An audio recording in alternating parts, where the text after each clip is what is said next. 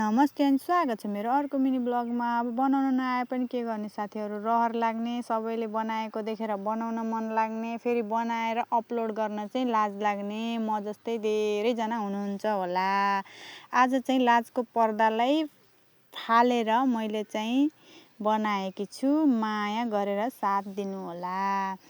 अब हेर्नु, गाउँघरमा यस्तै हो, कामै काम। कहिले मसुरो गोड्ने भनेछ, कहिले गहुँ काट्ने भनेछ, कहिले धनियाँ गोड्ने भनेछ। हे भगवान्, कामले कहिले फुर्सद पाइएको छैन। हामीले मसुरो गाड पारेर चाहिँ भ्याइसकेका थियौँ, भ्याएर थुपारेका थियौँ, अनि खेतारा हालेका थियौँ। अनि थुपारेर भ्याइसकेपछि त अब खेताराको दिन पुरा गर्नु पर्यो भनेर हामी चाहिँ धनियाँ गोड्नतर्फ गयौँ।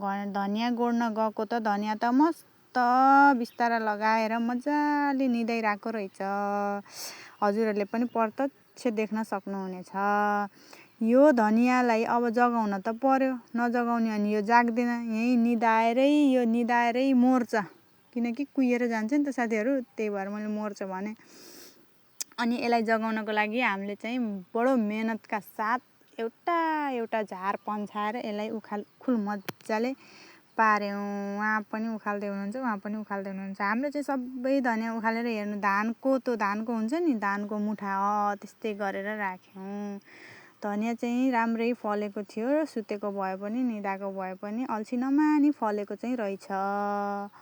फलेर धान्न नसकेर नि होला निदाएको त भन्ने मलाई लाग्यो। अनि मैले चाहिँ उता गोड्दै हुनुहुन्थ्यो, थोरै थियो, मैले चाहिँ यता झ्यापझुप अब उता गोड्दै हुनुहुन्छ के अरे भनेर मैले चाहिँ यता मुठा पार्न लाएँ। धानको चाहिँ मुठा पारिसकेपछि हामीले चाहिँ यो धनियाँलाई झ्यापझुप, अब सबैजना थियौँ, चारजना भएपछि छिटै भयो साथीहरू झ्यापझुप। अनि त्यसपछि चाहिँ नि घर लगेर हामीले यो धनियाँलाई माडमुड पार्यौँ। माडेको भिडियो चाहिँ मलाई बनाउन भ्याएन।